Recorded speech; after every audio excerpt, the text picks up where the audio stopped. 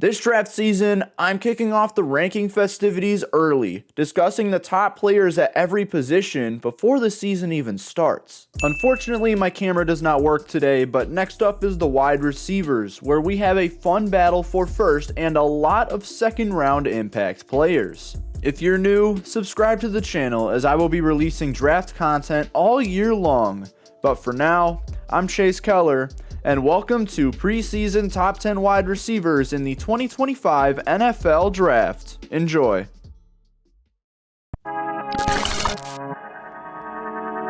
Just like the other preseason ranking videos made so far, these are not my personal rankings. Instead, these are the rankings on Mock Draft Database's consensus big board. With that being said, let's get into the list. At number 10, consensus has Oregon wide receiver Tez Johnson. With Bo Nix at quarterback, Oregon had two 1,000-yard receivers in 2023. Johnson is the one that's returning to school. After transferring in from Troy, he went for 86 receptions, 1,182 yards, and 10 touchdowns. And with Franklin getting drafted in the 2024 draft, Johnson's got the opportunity to operate as a potential wide receiver one. Johnson's biggest strength has to be his lateral agility, and it shows in his route running and his impact as a special teams player. It also capitalizes on his open field ability, which will give him potential as a playmaker in the screen game and short pass game. Surprisingly, Johnson does have alignment versatility as we've seen when he played for Troy, but of course, he will be stuck in the slot with him playing for a better team. The alignment versatility is surprising because he's just way too small for NFL standards. He stands at 5'10", 160 pounds, 13th and 1st percentile respectively. The super small frame gives him a super small catch radius and a diminishing versatility when he jumps to the NFL.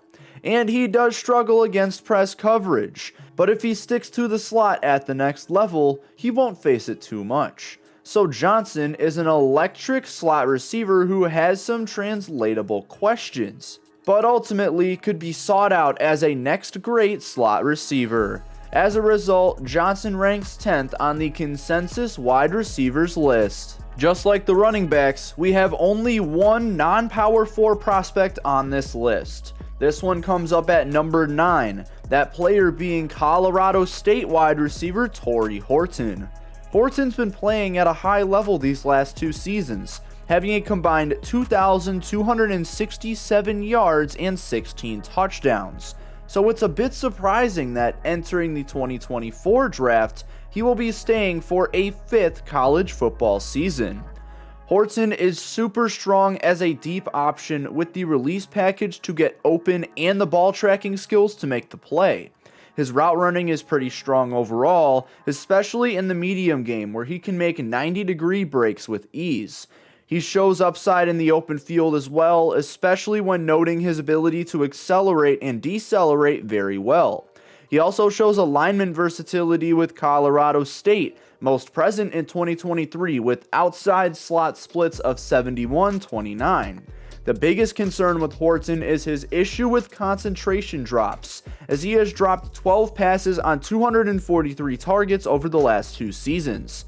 His lean frame gives up blocking capabilities for him, as he doesn't particularly have the physicality to keep up with most defenders, and as a result of his physicals, he can be knocked off his routes fairly easily. So Horton comes in as a very intriguing 5th-year prospect who might not have the full skill set, but he has the upside as a deep target. He's number 9 on this list. We move on to another undersized receiver. This time we talk about Kentucky wideout Barian Brown in the 8th slot. A former top 70 recruit on 247 Sports, he hasn't produced too much in his first two seasons at Kentucky, which makes me confused. 1,167 receiving yards on 93 receptions for only 8 touchdowns. Are scouts absolutely betting on Brown to just explode? Yes, they are. And I don't blame them for doing so, as his upside is just freakishly high. This is because he might be the best athlete in the entire draft. His speed is what stands out the most to me, personally. He's a sub 4.3 40 guy, and it really shows when he goes deep, and when he even gets the ball in the backfield. What also shows in the backfield is that explosiveness, as he can accelerate so fast down the line. He also has some elite lateral ability, but even outside of his athleticism, he's a good route runner. Teams are going to bet on him being a Tyreek Hill-esque athlete. I've already said his frame is super bad, as he is 6'1", 166 pounds. Where Brown struggles as a result is in the physical game. He really struggles to get around bigger defenders in press coverage, and teams putting safeties over the top will defeat him. While his athleticism gives him good route running abilities, some of those breaks do drift for way too long. And when he faces zone coverages, he really just struggles to diagnose the space and get into that space. But Brown's high-end athleticism is going to be hard to pass up on. Despite it being his only great trait, it's enough to get him up to 8th on this list. Now, here's a guy with debatably even bigger upside going into the 2024 season. I'm talking about Oklahoma's Nick Anderson, who comes in at number 7. Anderson is a rising redshirt sophomore who has a whopping 38 career receptions. Now, how does that make you a top 60 player? Well, he went for 21 yards per reception, which adds up to 798 yards, and a nice 10 touchdowns as well. Jermaine Burton had a similar type of production, and he was a 3rd round draft pick. That's why Anderson is being looked at heavily. Anderson's size is what makes his production so interesting. He stands at 6'4", 209 pounds. Obviously, his 21 yards per reception shows that he's a deep threat, but specifically, he combines speed and long strides to get downfield fast. He's got the agility to make some quick cuts as well, especially on comeback routes and outward breaking routes. But that overall route running is a huge work in progress, which is why he's such a raw prospect as we speak. His athletic profile as a whole also needs some refining, as he lacks the explosiveness and lateral movement to be a consistent threat. And his contested catch ability is also not that great, taking away upside as a goal line fade receiver. Anderson is just straight up a super raw wide receiver prospect, but if he can take that jump with his route running, I can see him going as high as he is ranked now. That ranking as we speak is the number 7 wide receiver on this 2025 NFL Draft receivers list. A big name transfer ends up at number 6 on this list. That transfer is new Texas wide receiver Isaiah Bond. Coming into town after 2 years with Alabama, he really showed his potential at the end of the 2023 season. In those last 4 games, he caught 18 passes for 224 yards and a touchdown. That touchdown being the famous 4th and 31 against Auburn. So what does Bond bring to the table? Well, he goes into 2024 with the upside to be a 3-level threat. In the short and screen game, he provides good open field ability and lateral agility to get defenders on their backs. In the medium game, he uses that lateral agility to be a solid route runner, and he has great body control to make awkward catches on inaccurate throws.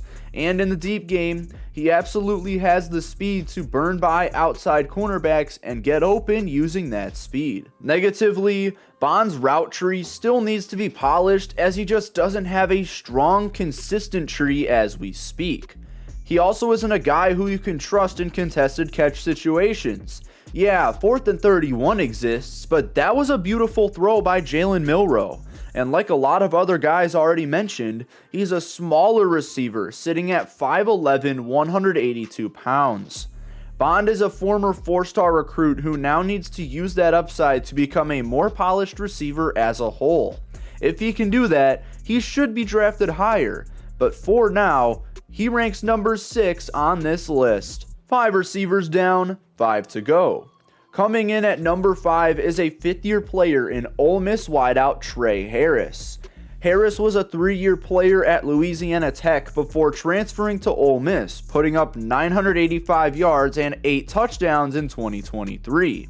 Harris comes in as a prototypical receiver in many ways, which gives him the upside to be a first-round selection in 2025. That starts with his insane catch radius that shows everywhere on the field, especially in contested catch situations where he really shines. That targets him as a deep receiver and a goal line receiver, especially given the physicality he shows at catch point. We also can easily see the upside with Harris, as in 2023, he had 5 100-yard games and a 200-yard game against Texas A&M. But the consistency in that aspect is something that really needs to improve, as he also had 3 games at 27 yards or less. It almost seems like he needs to rely on Dart to have a good game for him to have a good game. He also struggles with consistency when it comes to route running, but even then, his route running will never be a game changer. And finally, he doesn't pan out as the best athlete, as his speed is just okay and his explosiveness is under average. With an accurate quarterback, Harris could be a Pro Bowl level receiver when he makes it to the NFL. He is number 5 on this list. The former number 1 wide receiver prospect in the class of 2022 is 4th on this list. That receiver is Oregon's Evan Stewart. After 2 seasons at Texas A&M, he looks to get a fresh start with a new program after underwhelming to start his career. So far, he's gone for 1,163 yards and 6 touchdowns on 91 receptions, but he did miss a fair amount of games in 2023. Stewart absolutely still has the upside though, and that begins with his ability to impact at all 3 levels of the field. His 3-level ability comes mainly from his good route running abilities, and it makes him a scheme versatile player going into the league. He also has the athleticism to succeed at the next level, specifically stemming from his lateral agility and deep speed. Now we have to talk about yet another receiver whose frame is not up to standards. Stewart stands at 6 foot, 175 pounds. And that frame gets him knocked off routes very easily, as he just doesn't have the play strength to hold his ground. This also shows at catch point, where he's not going to be a contested catch guy because he just isn't physical enough. But he doesn't have to be physical enough. He can combine that route running and athleticism to be a worthy threat in the NFL. For that reason, he gets the 4th spot on this consensus receivers list. As we get into the top 3, we have a guy who goes back to school to prove himself a second time, that being Ohio State wide receiver Emeka Egbuka. He's seen better days than his 515-yard, 4-touchdown season in 2023, but he's clearly shown the potential he has before. And unless Jeremiah Smith or Carnell Tate overshadow him this year, he will be the number 1 option in an always great Buckeyes offense. First off, Egbuka mostly plays in the slot, but he clearly has the alignment versatility to play outside. He's a fantastic route runner, especially out of man coverage, where he can create his own advantage when facing a DB. Even out of zone coverage, he's able to use great spatial awareness and understanding of deep zones to get himself open. And best of all, his lateral agility is fantastic, and the cuts that he makes are just phenomenal. As for the downside, he is still recovering from a leg injury suffered in 2023 that may have stunted his production for the second half of the year. He clearly lost some explosiveness after the injury, and he needs to prove once again that he can beat press coverages. And he's still learning how to win a contested catch, as he's not the most physical receiver, but he just struggles to get up there at catch point.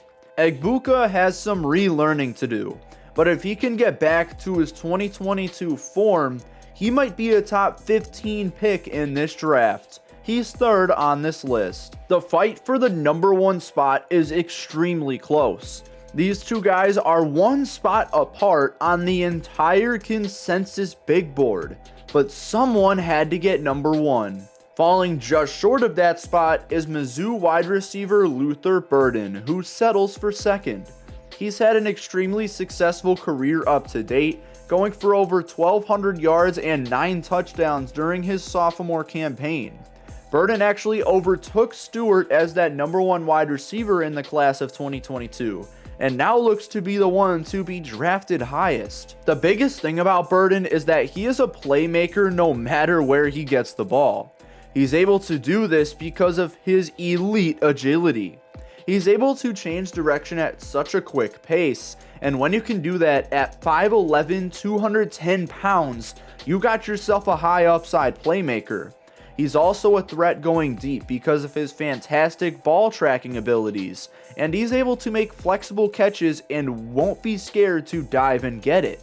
And on top of that, he's got value as a return specialist, and he even has 1 career punt return touchdown. Negatively, he's just not that great route runner that you would hope he is given how he is laterally.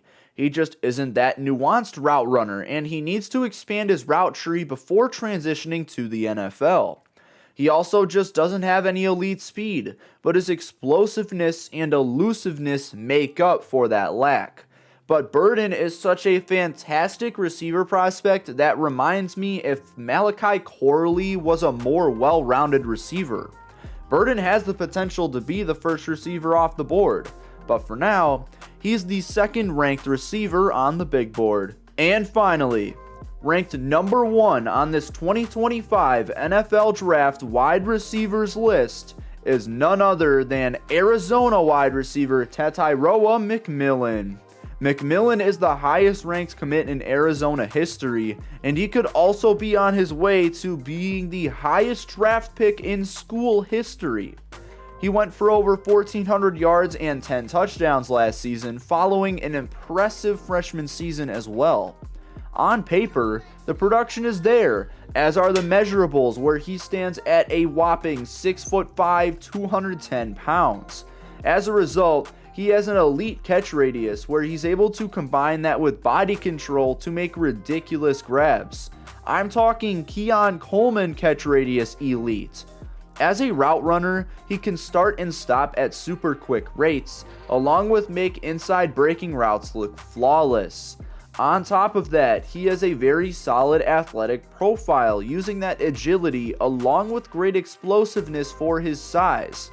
But then we get to the negatives, where he does struggle with that deep speed just like Coleman did. He's probably in the 4.5 range, which will really hold him back as teams are looking for more speed than ever before. He also needs to work on comeback routes, as those route breaks can really just run on for too long. But that's about it for McMillan. I like to compare him now to a Keon Coleman if he knew how to run routes well. Well, those are the current 10 best wide receivers in the 2025 NFL Draft. Is there anyone that should be on this list? Let me know in the comments section below. Wait, are you not subscribed yet? Well, do it now. I release content like this all the time and would really appreciate your support. I'm Chase Keller from Chase Keller Journalism, and I will see you all next time.